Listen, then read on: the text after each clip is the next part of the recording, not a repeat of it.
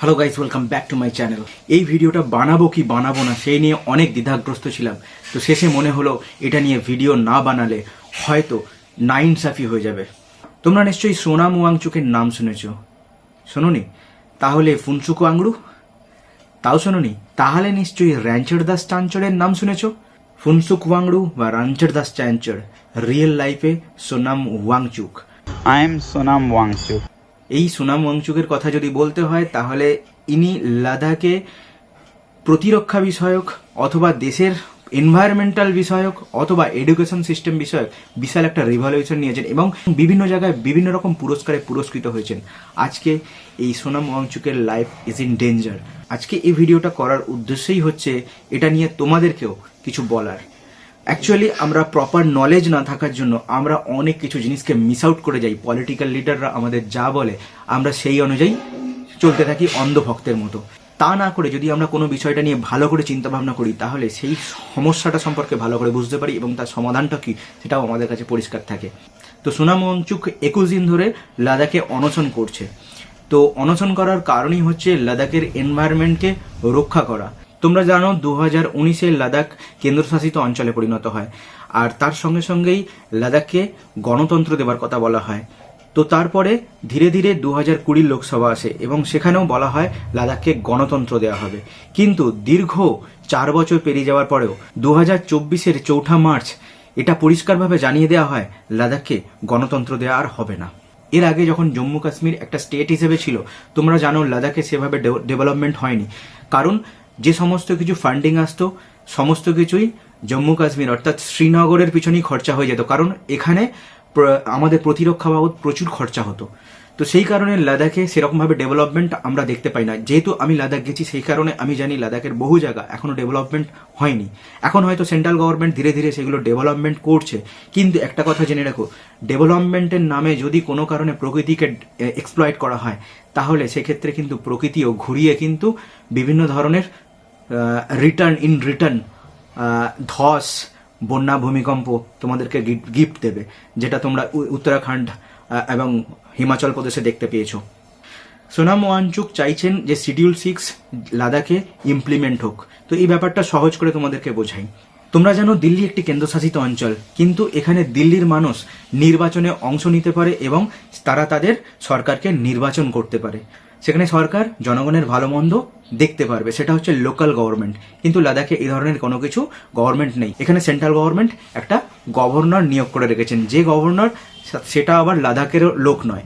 তোমরা জানো লাদাখের বিভিন্ন ল্যান্ড এবং পাহাড় প্রচুর মিনারেল আছে, আর সেই সমস্ত মিনারেলগুলো কর্পোরেট যে সমস্ত ব্যক্তিরা আছে তারা সেগুলোকে কুক্ষিগত করতে চায়।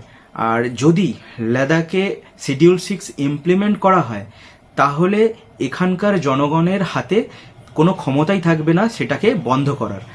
যদি বাইরের কোনো কোম্পানি এখানে আসে, এখানকার মাইনিং করে, এখানে প্রচুর পরিমাণে ডেভেলপমেন্ট শুরু করে, তাহলে কিন্তু এখানে প্রচুর পরিমাণে দূষণ হবে এবং গ্লেশিয়ার গলে যাবে এবং প্রাকৃতিক বিপর্যয় ডেকে আনবে। আর এখানকার মানুষ খুব ভালো করে জানে এখানকার পরিবেশে কিভাবে থাকতে হয়, এখানকার এনভায়রনমেন্ট সম্পর্কে ভালো জ্ঞান আছে। আমি একটা সাধারণ উদাহরণ দিই। আমরা যখন পাহাড়ে থাকি তখন আমাদের যে পরিমাণ জল লাগে, কারণ আমরা সমতলে অভ্যস্ত, সমতলে আমাদের সমস্ত কিছু অ্যাভেলেবেল।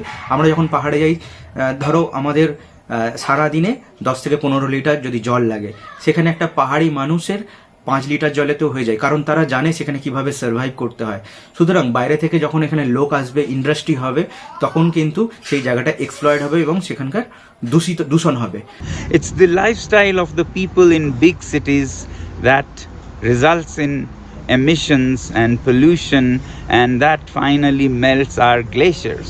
তো লাদাখের মানুষ এটাই বলতে চাইছে যে শিডিউল 6 ইমপ্লিমেন্ট হলে এখানে যে কোনো কোম্পানি এসে এখানকার মানুষের সঙ্গে কোনো রকম আলোচনা ছাড়া কোনো অরণ্য বা কোনো জায়গায় মাইনিং যেখানে সেখানে যেমন তেমনভাবে শুরু করতে পারবে না। আর সেন্ট্রাল গভর্নমেন্ট এই যে কন্ট্রোলটা নিজের হাত থেকেও ছাড়তে চাইছে না, তার মিত্র, তার বন্ধু কিছু শিল্পপতিদের জন্য।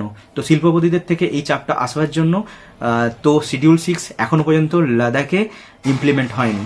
তো এই কারণেই ইমপ্লিমেন্ট হয়নি যে এটা কয়েকজন মানুষের শুধু ডিমান্ড, কিন্তু এখন সোনম ওয়াংচুক এই অনশনের মাধ্যমে দেখিয়ে দিয়েছে কয়েক হাজার হাজার মানুষ চায়না বর্ডার থেকে এবং কার্গিল থেকে পাকিস্তান বর্ডার থেকে অর্থাৎ এলওসি এলএসি দুই তরফ থেকেই এসে জমায়েত হয়েছে এবং সেখানে তাদের অনশনে অংশগ্রহণ করেছে। তো এই ব্যাপারে তোমাদের কি মত তোমরাও কমেন্টে জানিও। আর এই বিষয়ে বিস্তারিত জানবার জন্য আমি সোনাম ওয়াংচুকের যে চ্যানেলের লিঙ্ক আমি আমার ডেসক্রিপশনে দিয়ে দেবো, তোমরা দেখতে পারো। আমি এটুকুই বলবো যে হিমালয় আমাদের একটাই, হিমালয়কে সেভ করা আমাদের একটা প্রাথমিক কর্তব্য। কারণ আমরা যখন কোনো জায়গায় বেড়াতে যাই হিমালয় বা গ্লেসিয়ারে গিয়ে আমরা সেখানে প্লাস্টিক ছেড়ে আসি, তো যেটা একদমই কাম্য নয়। পরিবেশের আমাদের রক্ষা করার দায়িত্ব আমাদেরই, আমাদের ফিউচার জেনারেশনের জন্য। তো সেই জন্য বলবো save Himalaya, save Ladakh. I am Sonam Wangchuk, and today is the 11th day of my climate fast. I'm sitting here along with some 125 people on this fast under the clear open skies with temperatures minus 15 degrees centigrade. We are here to remind the Indian government of their promises made several times to safeguard the fragile environment, unique indigenous cultures, and democracy in the Ladakh region. We need your support too. You can help by amplifying our voice by writing to the Indian Prime Minister, the President, and the Home Minister to keep their promises. You can also post on social media to make people aware. But first, you may need to make yourself aware.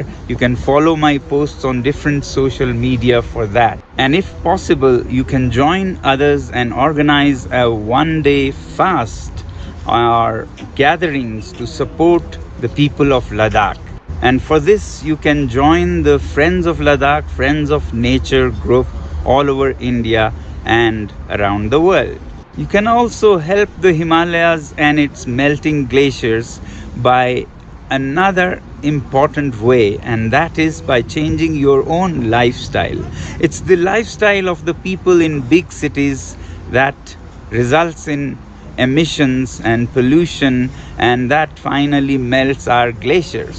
So if you live simply, then there'll be less emissions and there'll be less pressures for more and more minerals and mining. And that's why these large industrial companies, mining companies, are attacking the Himalayas now and plundering them. So please live simply in your big cities so that we in the mountains may simply live. I very much hope you will stand with us in our struggle to restore truth, environment, and democracy in India. Thank you very much and have a great day.